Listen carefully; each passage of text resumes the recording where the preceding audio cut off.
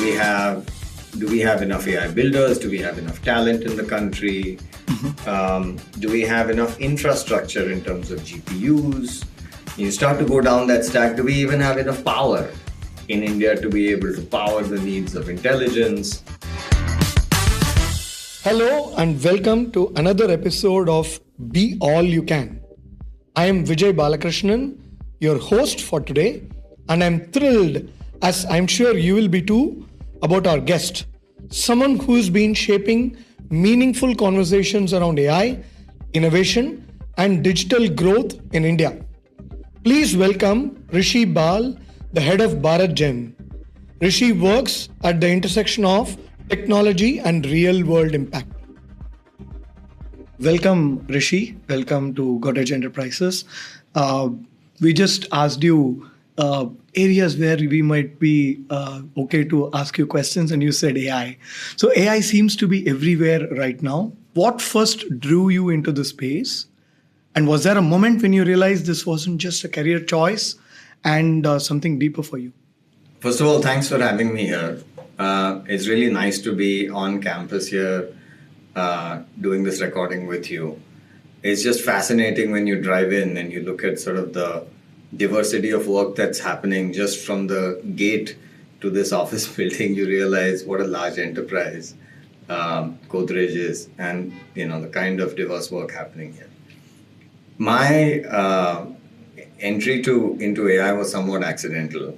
Mm-hmm. I was headed off to grad school and I was super fascinated by geometric modeling, and I wanted to start grad school and do some research work in that area.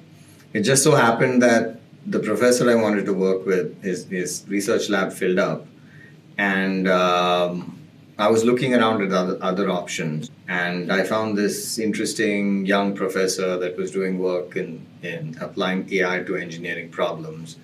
And so, that was plan B. It sounded interesting, but I had no idea what that was going to include. This is way back in the late 90s, and I can tell you that,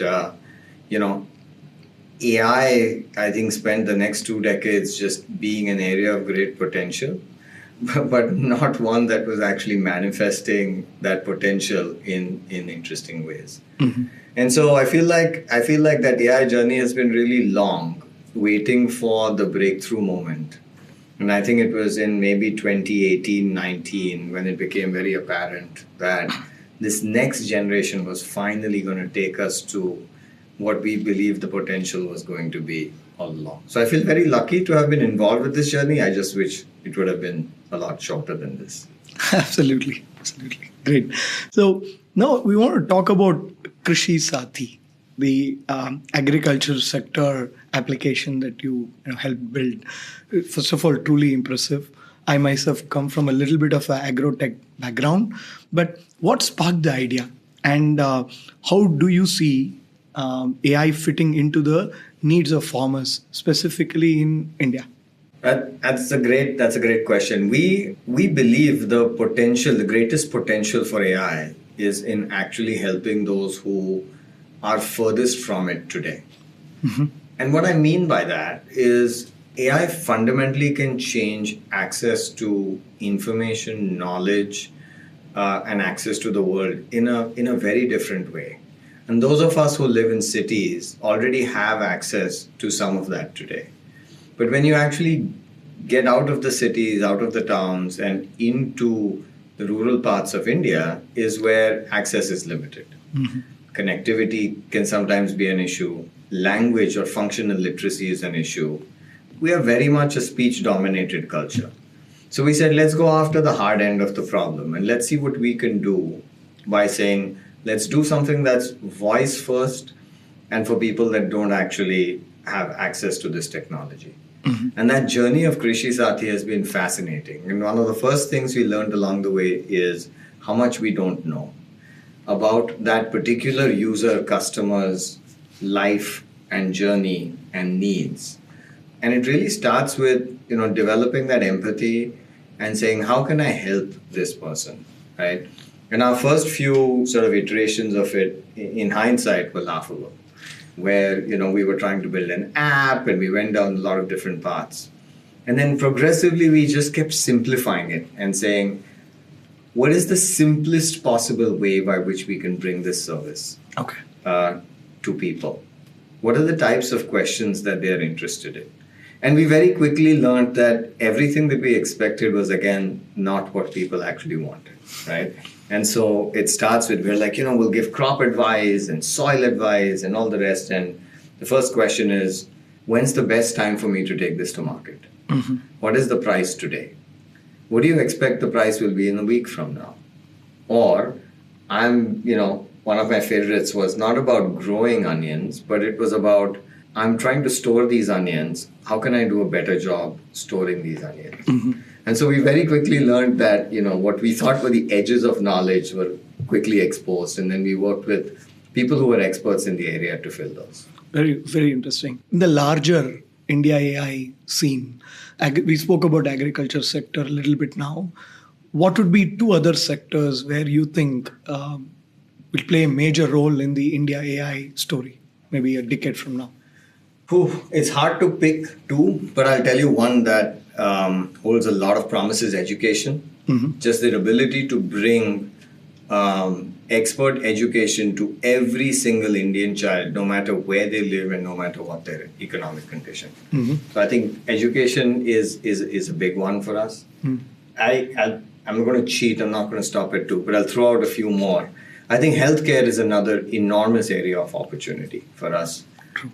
Just given sort of, ensuring that the last mile of healthcare access can actually be filled. I think that there's a big opportunity for AI there. Mm-hmm.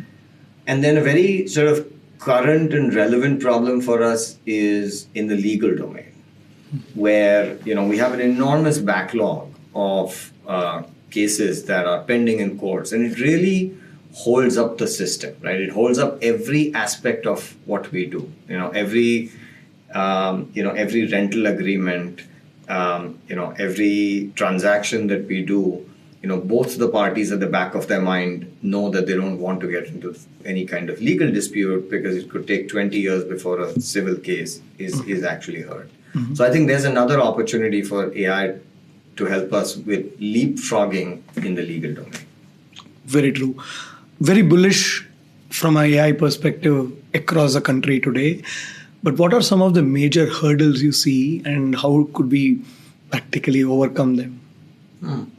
I think so. Look, there's the typical list of problems that you'll hear from folks in the AI business, right? You'll hear about do we have enough AI builders? Do we have enough talent in the country? Mm-hmm. Do we have enough infrastructure in terms of GPUs? You start to go down that stack. Do we even have enough power in India to be able to power the needs of intelligence? So I think there's a variety of problems. There's the challenges in sovereignty and ensuring that there's access, to chips going forward. So there's, I think, a variety of problems through that supply chain, and we just need to work through each of these one by one and have different teams that are sort of solving them for us. Next might be a little cliched question. Too many people asking this in too many forums, but is AI going to replace jobs or reshape them? I hope this is not, in the interest of not giving you a cliched answer. What I would say is, let's take a slightly historical view on this, right? Let's look back at the history of technology and its effects. And every new wave of technology has inevitably sort of upset, existing job markets in some way, right? There's a certain degree of displacement, relocation that happens. At the same time, when you look at computers, right? And you look at, when we introduced computers into banking in India, folks went on strike, thinking they were going to lose their jobs, right?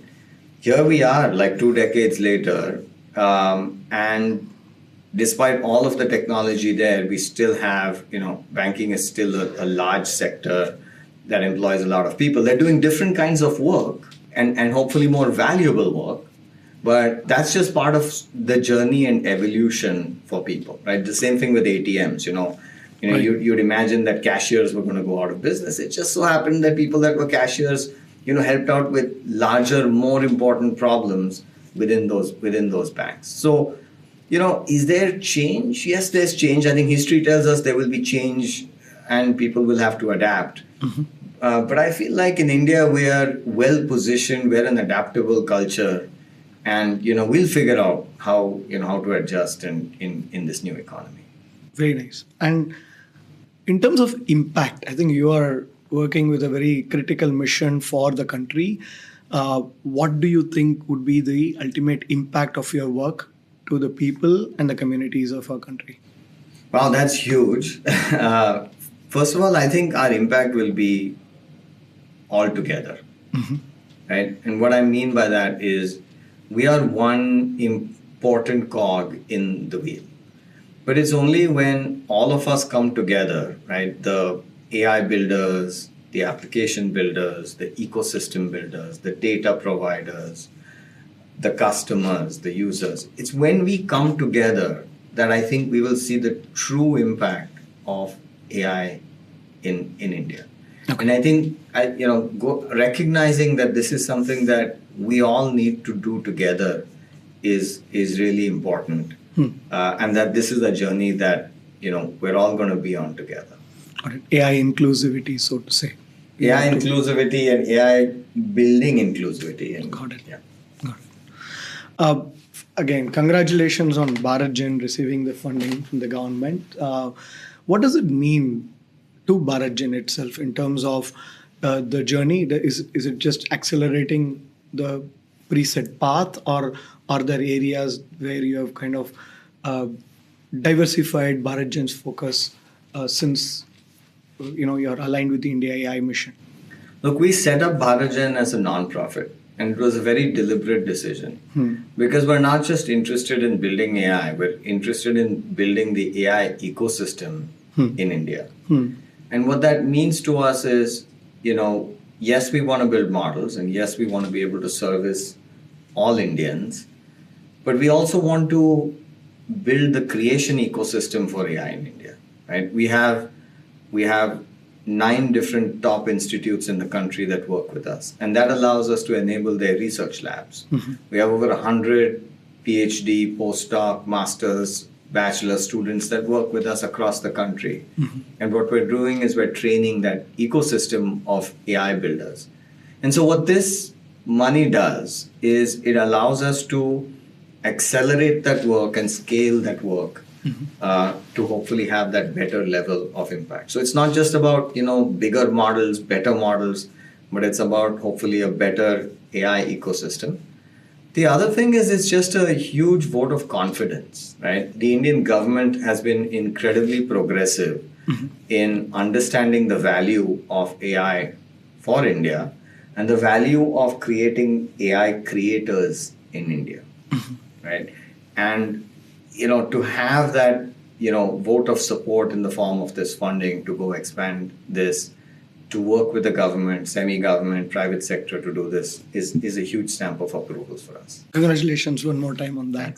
A little bit about organizations like ours. How do you feel about the transformation potential of AI to organizations like us? And how can companies use this tipping point to our advantage? Lovely. And I'm so glad you asked that, right? So if you look at the arc of technology and you realize that this technology is going to be disruptive, it's very important to show up early and be a part of embrace really the AI transformation from the beginning. And in order to embrace it successfully, I think it's important for people to get their fingers dirty with AI, to actually start to be AI builders, right? And it doesn't have to be I'm creating my own model. It's about dabbling in the space, learning how the AI works, because dabbling in it allows you to be more effective consumers of this technology, right? True. And you can't really harness the transformative nature of this from the outside. You have to embrace the transformative nature of AI, participate in it in order to create the true change within an organization. So it's been really heartening to see the level of investment that you all have made in this domain and that sort of commitment to be a part of that transformation. So kudos to your team here. Thanks for having me here. Thank you. This has been a fantastic conversation, Rishi. Thank you for your time and sharing your journey with us. Thanks for listening to Be All You Can, a podcast by Godrej Enterprises Group, exploring the passion, purpose, and dreams of pioneers. Stay tuned for more stories that inspire action and impact.